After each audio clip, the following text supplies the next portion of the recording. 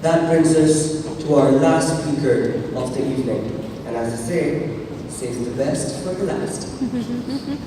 An international award-winning speaker, a co-active coach, certified trainer, founder and CEO of Y-Axis Training Solution, and the first Middle Eastern person or Toastmaster to represent us at the stage of World Championship of Public Speaking. He's going to talk about how true educators, like minds, transform lives and create leaders through everyday education. You too can be by following these 4 steps that he's going to talk about. But before I call him up on stage, let's go back to the little story that I had heard before, in which those Toastmasters who are sitting in the back come up in the front. The sound is better at the front. Let's not spread around, and let's give a combined energy to our speaker. May I request those who are sitting at the back to kindly occupy the seats in the front.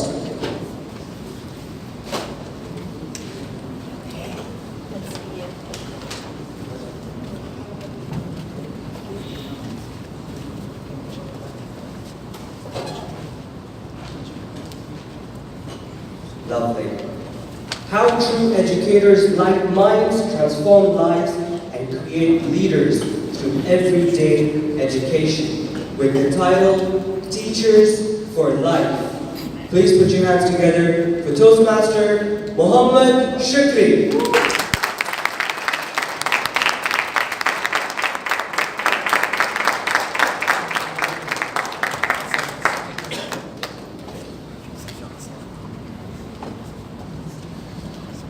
I want you to take a moment and think of the person who had the biggest influence in your life.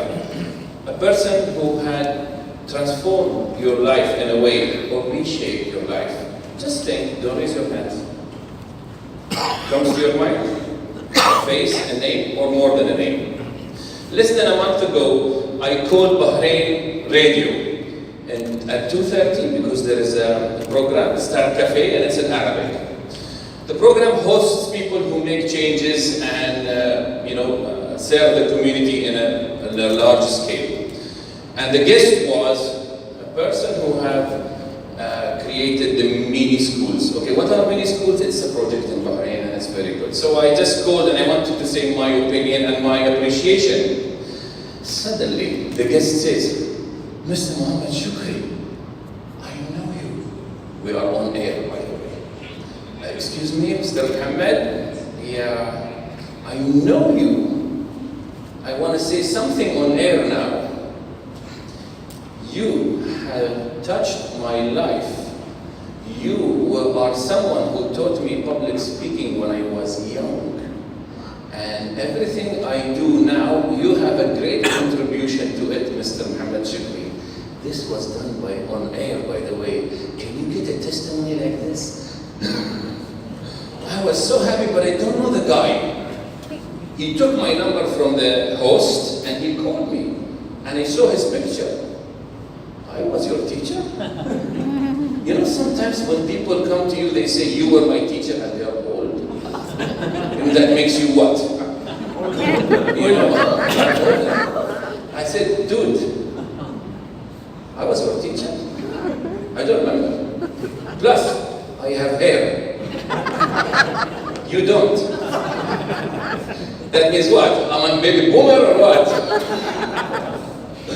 Yeah, but you know what was that program? It was YLP.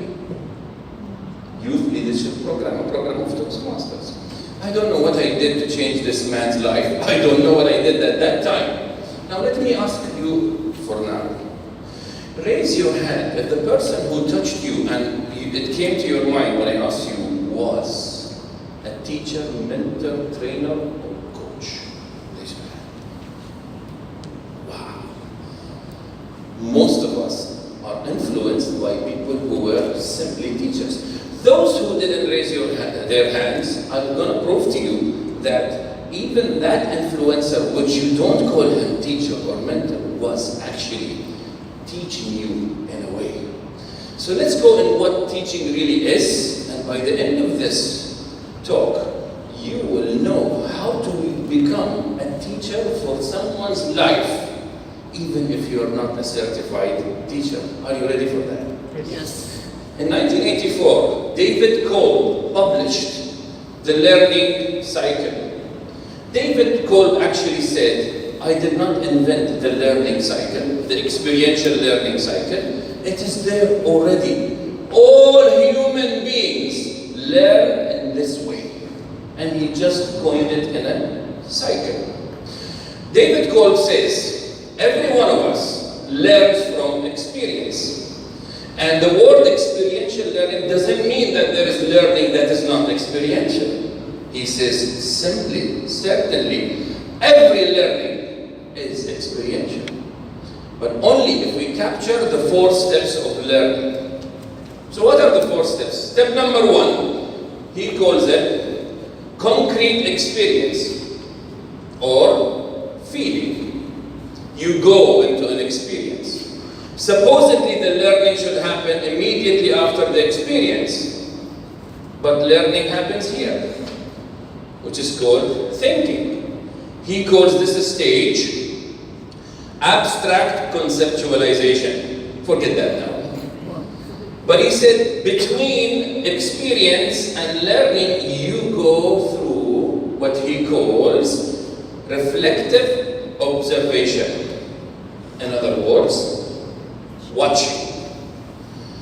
And if you go through these steps properly, alone or with the help of a teacher, then you are able to continue your life in the next experience and do it right when you do it again without the teacher being there. Now, you raise your hands because you're someone else, someone who's transformed, even when the teacher is no longer in your life. Have you noticed that? Now, can you touch someone's life in a class or outside class and still be gone and don't remember who he is? And still you are present in their life because they know how to do even when you're not gone. So let me give you a hypothetical example, but it's from my real life. My daughter, we are analyzing these 4 steps. She's the youngest. She's in elementary school. Her brothers come later. Lunch is not served until all the kids come. But the first one who comes is Fatima. Mommy, what is cooking for lunch tonight? Wait. Of course, that's not the voice of my wife, but wait, Habibti, I am busy. She's in the kitchen. Wait till your brothers come. Fatima, can she wait? Come on. So she creeps behind Mama. Mama's doing the salad. She creeps. She goes to the hot oven. And the hot pot is there. She wants to know what's cooking today. And she must. My Fatima must know. She's coming closely. My wife is busy with the salad. And she takes a peep and suddenly, no, Fatima, but... It's too late. Fatima touched the hot pot. And, mommy. What is mommy doing now? What should they do? Mothers? What is mommy doing now? Reading. Reading. Now, this depends now. How many times I told you not to touch? It's hot, my darling. Come, let's put some ice. This is scenario number 1. What did my wife do, hypothetically, because I'm scared, is my daughter, since with her feelings, the hot pot, she went through a what? Concrete experience. But my wife wants to teach her a lesson. She loves her. How many times I told you not to touch? Ignoring that, my daughter went through something in this place, cognitively. My daughter is not going only through outside experience, but there is an inner experience. And the right scenario should be like this. Mommy, my hand. Habibti, let me see. What happened? This hot pot It is hot. So, why is your hand paining? Because it is hot. No. Look how teaching is happening. My wife is not teaching my daughter actually. She is making her learn by experience. Really? Does the hot pot burn hands? Yes, it does. So I don't speak like my daughter very well. And then my wife goes to the third stage. So, you think that hot objects burn our hands? Yes. All hot objects? Yes. Why? Because there is a flame under that. Now, usually, a teacher will do this. Hot objects will burn your hands, and there are flames down, you should be careful. Do this and do, that's the classic way of me giving you the knowledge. But knowledge is now gained by the learner. It's not given by me, it's gained by the learner. So in which case will my daughter be more committed next time? Case 1 or case 2? Because she found out. She discovered, she owns the knowledge. In the first scenario, the knowledge was thrown on me, was given to me. I don't own it. And according to andragogy, which is learning for adults, adults who produce the data will be more committed to it. Do not teach people, let them discover. So next time, my daughter will avoid. Habibti, next time, will you avoid? Will you do this again? No. Not only in the kitchen, where else? Even when I see the kettle, I will not do. Even, okay, you're with me with that, right? So these are the 4 stages. What teachers do, which you don't remember the teachers, is they come here and they just give instructions. Do this, don't do. Trainers, everybody includes. But your leader, your influencer actually made you go through the experience, or watched you going through the experience, or you reported to your coach and said, I went through a bad time with my girlfriend. Right? Or my love, or my wife, whatever. And then he asks questions and gets out of you, goes through your feelings. Then you come and make laws, rules, concepts, and then he asks you to do it again correctly, alright? So let's go through this. Because our TMx, the slogan is great ideas for daily life, let's choose some of the ideas, starting with Toastmasters itself. And I have 2 types of these people who speak. One who pretends, who says, I'm a very good speaker. I don't need Toastmasters. Toastmasters are only for beginners. Have you heard this before? So I bring him to the club. Ta'al habibi. Stand up. We are only very friendly people. Stand up. Speak now. They speak. They mess up. So I don't tell them, did you see? No, that's not good. We won't be good teachers if we do that. Okay, so how did it feel? Well, I didn't know. It's so nerve-wracking. Okay, so next time, what do you need to do? Next time, I need to really prepare. That's exactly what we do in Toastmasters. Right?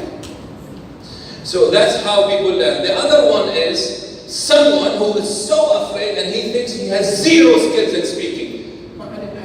Come, speak. Speak, and they speak. And we do give a big round of applause, by the way. We have to. And we see, how did it feel? Oh my God, I didn't know I can speak in front of people. Good! So next time, your next project will be what? You're with me, okay? So in all cases, a good teacher takes the learner into all 4 stages. It has happened to you. Last week in Muscat, I chose the cheapest hotel. And when I was shampooing, the water was cut off. Actually, I knew they had shortage of water, but I said, it's cheap. What can go wrong?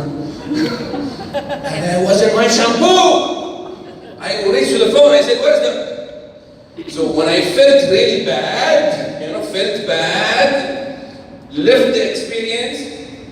I said, never again a 15 riyals hotel. Never!